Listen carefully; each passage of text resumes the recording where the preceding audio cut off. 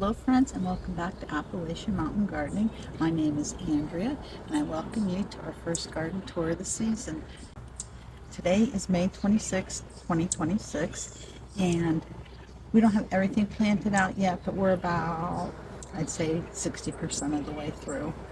We're located in Treasure Lake, Pennsylvania, and that's in the Western Appalachians in growing zone 6A. Our last frost date is May 11th, and we have until about the middle of October. We've suddenly taken on a ton of bird activity. I'm not really familiar with all the birds and their names and everything, but they're just kind of everywhere and flying around. Oops, that was pretty cool. For the last 4 or 5 years, I've had some really serious spine issues, and last fall I decided to go under the knife. It was more for my strength and my ability to do more things around the house and be able to move. Here at Appalachian Mountain Gardening, we use regenerative inputs. Tons of birds everywhere. They're very distracting, keeping my eyes off. And here we got an inchworm here. Probably going to be a gypsy moth, I'm sure.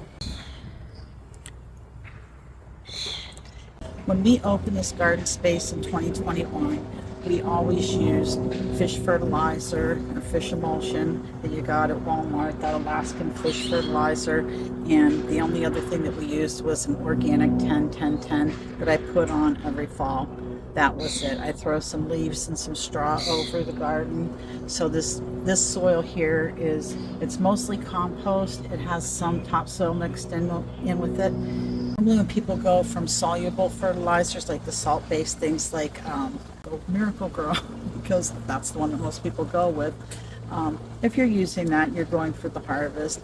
Eventually you're just going to wear out your soils.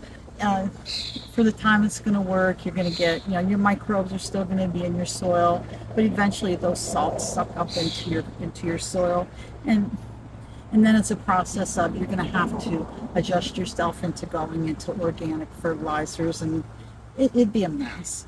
Here, we never used those soluble fertilizers, so we didn't have to make a transition. I'm confident with the regenerative inputs that I purchased because I did consult with an agronomist before I did this. I'm definitely not qualified to make those decisions. When I decided last fall to go with regenerative inputs, I knew that I'd have to do an inoculant. So we did inoculate last fall. We never did pull up roots out of the garden. We always cut things off because we kind of practiced some of those organic no-till kind of things that go on, but we're not full-fledged into it. I'm not like a strict by the book kind of person when it comes to that. If I do my foliar sprays once a week, yay for me. If I miss a week, I know I'm going to suffer for it in the long run. I'm trying to be flexible with the garden because life happens. And with the chaos that we're living in today, more people are needing help. So I'm kind of spread thin. Our first section here are brassicas. I have to be honest, I have no idea what these two plants are. They're the same plant, but I don't know what they are. They could be a cabbage, they could be a broccoli, or they could be cauliflower. Really not sure which, but they seem very happy. These here are broccoli. And we did a foliar today, so if you see that things are stained, that's because we did a foliar spray today. We're keeping these as covered as possible because the cabbage moths came from Charlotte whenever they brought the plants up. And I don't want my plants to have cabbage moths in them because then it will end up ruining them. And we want to have good food. Now, as you can see, we have chives here, and we have all these are Patterson onions. We got the plant starts from Johnny Seeds this year, so we're hoping that we have good onions this year. I've always struggled with growing onions, so I'm hoping this year will be my year for having good onions. Now these plants right here are going to one of my old neighbors, and we're going to be driving those down to her after she has her surgery. And there's an elderberry bush, and we wanted to start her off with some good plants that will be nice and aggressive and fill in all her bare spots. This is our catnip. It's about 18 inches tall now, and this is where our San Marzanos start. We do 8 San Marzanos. And these will go up onto cattle panel trellises eventually. Here in this bed is all San Marzanos. We are going to put kale in here too. I have some winter boar, and then this year we have red boar. And last year the neighbor ate all winter boar, and this year he's going to have colors. So it'll be kind of cool for him this year. Something different for him, something different for us too, and some color for the garden, some style. Here is some garlic. We found it out in the back. One of the neighbor girls found it, and I gave her mom most of it, and I grabbed a handful for myself, and that's where it's at now. It's starting to get ready and ramp up, so we'll have ramp soon. And then on the other side of it, we have red jewel cabbage.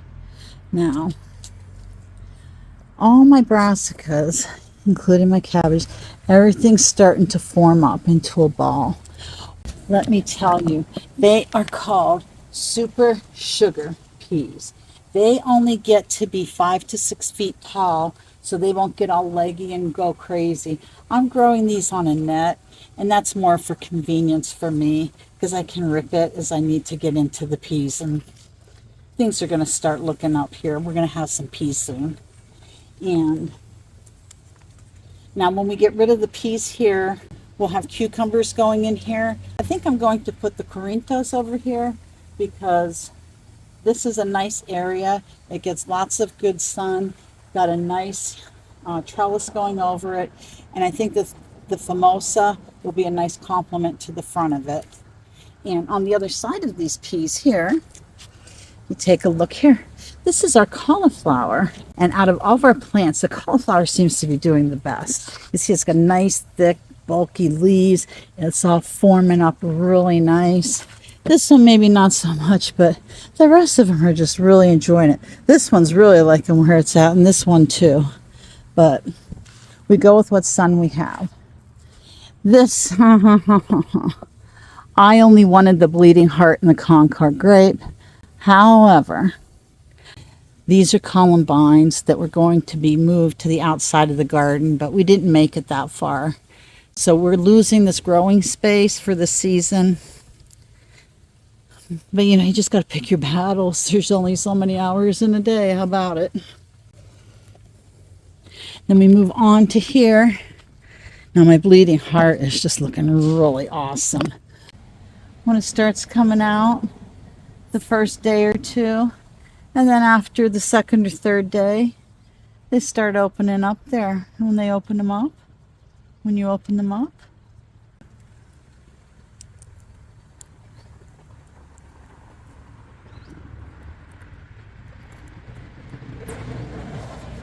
and you have another heart.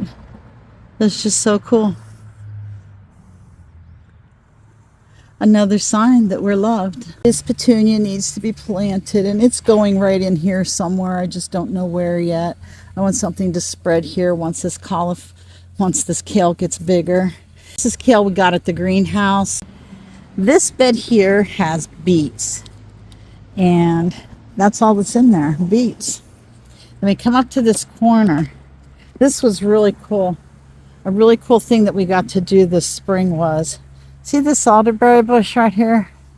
This elderberry bush, it was about 13 feet tall. I guess it's probably close to the same now. It used to be right here. And last year it took up about 100 square feet of the garden where I had only given it 25 square feet. So it had to be moved.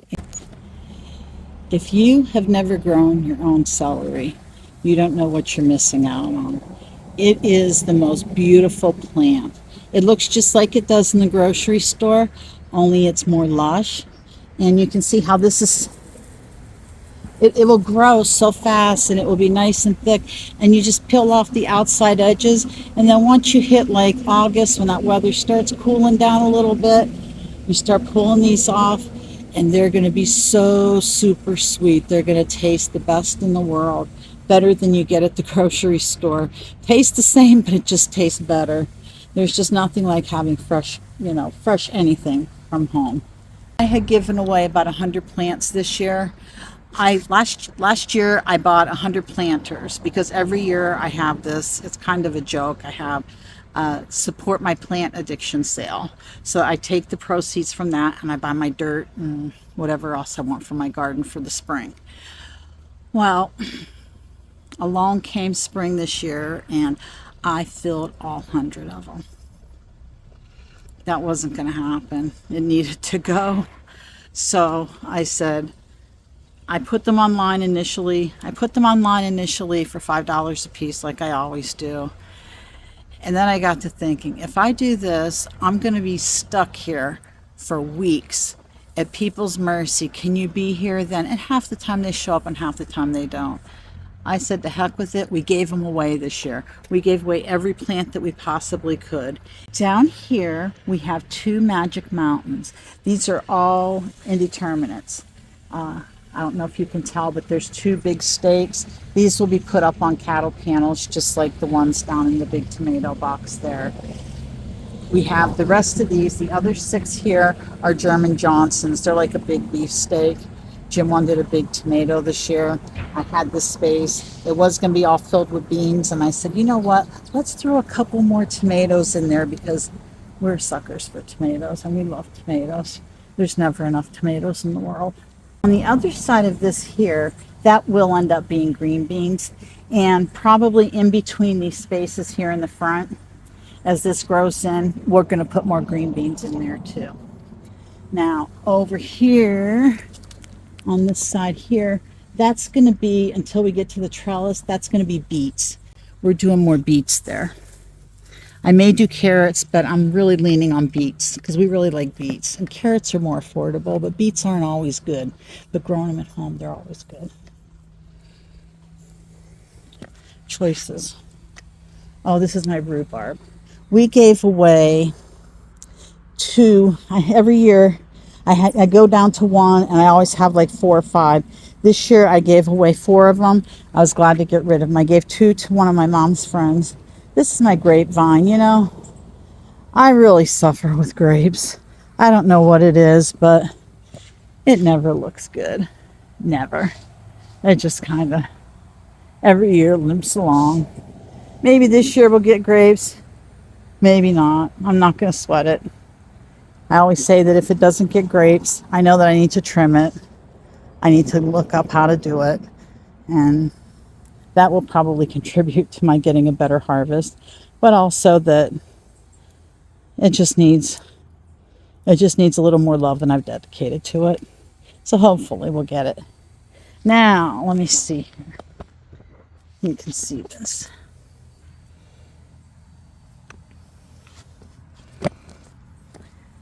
We're going for you to look right here. I want you to know when we replaced our elderberry, somebody said to me, isn't it going to kill it? And I didn't even have to respond because the guy who moved my elderberry bush for me has a guy that has an elderberry farm, so he did a little research on his own. He's like, no, you can't kill them. And that one could have been split in half, but I really didn't want to split it. I wanted it big and bold where it was at. And I just wanted to see how it's spread this year. But anyway, back to my this is all dead. I mean, don't get me wrong, this wood's all dead. And it's not going to grow anything. But this took root. Okay? And that was just a stick thrown in the ground. I could probably put that stick in and it'll probably grow too. We could always find out by doing. So there we go. But you can see I can't get rid of everything. There's just, I could pull and pull and pull and I still get more. It's just, they just keep growing. That's why perennials are weeds. They grow in the aisles. I think this is a Shasta. I really don't know what kind of daisy it is. It's some kind of a daisy. It could be. I don't know. I really don't know until it comes up. This will be bachelor buttons. Those will be red ones. This is our 4x8 bed. This is the original from the A-frame when I had my garden right over there next to the house when we first moved here. It didn't get much sun, but it was what I had to work with, and I was thankful for what I had. And now look at all the space that I have that Jim gave me. I went from like 32 square feet I have about 400 altogether in all these beds. I really am thankful for what I have. These beans are going to grow up over this trellis anyway, and we're going to have these beautiful red beans smacking us in the face all summer long and enjoy them. And before that happens, as you can see, there's some peas down along there. And my peas really didn't do well this year. We had like this really hot flash, and then all of a sudden it got really just kind of chilly and yucky out, and things never really recovered. These are coming along okay. But where I did replants, I even did the forks and stuff, and they didn't even, I don't know where the chipmunks got them or not. Very well could have, I don't know, but none of them come up when I planted them a little bit later. What we get, we get. These are chives, they're just common chives. This spot right here, these are wild garlics. I get them from my hometown. Well, it's on the other side of my county here. Here we are in Pepper Alley. All of our peppers that we grow are going to be bell peppers, besides these lunchbox peppers. What we have here, I have 4 California Wonders. Then we have 4 Gypsies. These are King Arthurs, 4 King Arthurs, and these last 2 are Big Bourbons. And we have these lunch boxes here that we're going to place here. Dianthus is not an annual, it's called a biennial. But if you keep these deadheaded, they'll come back year after year. I think these are like 3 or 4 years old, and they're all doing fine. This is Bee Balm. It's aggressive, but I love the colors, love the tea, just love the smell. This is like the last long section of the garden here, and this front part here, it is full of different tomatoes. At the front, we have our 6 determinants. They're the only determinants that we're growing, and those are Romas. We have Amish paste, we have some Ruby Dawns, we have some Juliets. If you haven't got yourself Juliet tomatoes, get yourself a Juliet tomato. They are so super productive. And if you're not if you like to can, they're perfect for stewed tomatoes. They're a nice grape tomato. They're very prolific, very high productive, and they're my biggest tomatoes right now here in the garden. I've had these in the ground since about the middle of May. We've had a couple cooler nights. I never covered them. I didn't even cover them with a blanket because we don't really do hardening off. Schlepping plants in and out is not my thing. The science behind it says that leave it out and keep it covered with a blanket for a couple days, and they'll get used to the weather easier that way. It won't shock them, and when you go to move them into the ground, we're at 2 weeks and my plants are all twice the size that they were. So I'm happy with the results. The science so far is agreeing with me, and I never follow science. And this space here is potatoes, and I need to hill them up. I need to get them hilled up. I have all that dirt over there saved up that I'm going to use to hill them up, and I'm really looking forward to doing that in the next couple days. These tomatoes here are the last of the tomatoes, and all together we did 41 tomatoes. These are super sweet 100s. You can see the cattle panel. The first year that you plant wild garlic, it's going to look like that. The second year, it's going to clump up. See this clump right here? We're going to probably let that go 1 more year. I could pull it, but I really want to let it grow just a little bit more. I wanted to get the ramps on it. And with the wild garlic, you leave the seeds. You let them go to seed, and they're kind of like a climbing onion. And those seeds will be new garlic plants. That's what these all were. So here we have cauliflower, and this is our promised cabbage. This is our storage cabbage. Our last bed here we have carrots, and this is our clematis, and this is year number 3. Now when you plant a perennial, there's this thing that you go by. They go creep, crawl, sprawl. Well, first year it might have gotten up maybe a foot or 2, and it was so leggy I didn't think it was going to come up next year. Last year it was really leggy, but it came up and it climbed up like a 4-foot trellis, and I put it on. It might have got maybe 6 feet tall altogether on maybe 1 or 2 strings. And then this year, here we are, the end of May, and we're climbing up over the top of this trellis that I put up. I am so happy that I moved my trellis from down the other end of the garden, and I said, I'm going to try it with this clematis. I think this is the year. And this is the year. Looks like it's the sprawl year. Creep crawl last year, and this year we got sprawl. If you have any questions about what we're growing, it's pretty much a traditional garden. It's nothing fancy, and it's doable for everybody. And that's kind of the idea that we have here at Appalachian Mountain Gardening, is just, keeping it simple, being as close to the earth and as true to the earth as we can, because we're given this little piece of property here to grow food. And if we're blessed with this, we ought to make the most of it. And I'm trying to honor that. I went through back surgery this past fall, and I couldn't do a lot. And when I went into my garden this spring, oh my God, was this place a mess. It was a horrible wreck. And I'm surprised I didn't get a notice from the HOA. But we worked together and we got it cleaned up, and Jim and Andrew threw me in 2 yards of compost, and we got the rest of the beds filled to the way that I wanted them filled. And we've been going balls to the walls with our regenerative stuff here, with our regenerative inputs, and we're really enjoying our time in the garden this year. It's once we got through the initial mess and got things painted up and looking more normal, things start coming together and you feel a lot better. I didn't realize how bad things had gotten last year, but I was in a lot of pain too. So I guess I should be thankful that I'm not in as much pain, even though I am still suffering. Those are the crosses some of us have to bear. Great-grandfather's passport, he was a landman. So some of this stuff, I don't want to say it's instinctive, but some of this stuff you just know.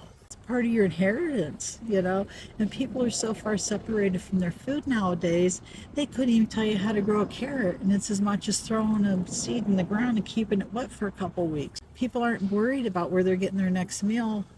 Well, guess they've never been hungry before. Really hope you enjoyed the first garden tour 2026. We'll try to get one in every month. Next month we're going to shoot for Flag Day, and I should have some drone coverage. I have a friend that has a drone, and he's offered to do a fly over the garden, which I think will be really cool. But until next time, happy growing, and you all just kind of buckle up here for the future here. Things are about to get real with the prices in the grocery store, and it's not too late to start your own garden. Okay, till next time, guys. Bye-bye.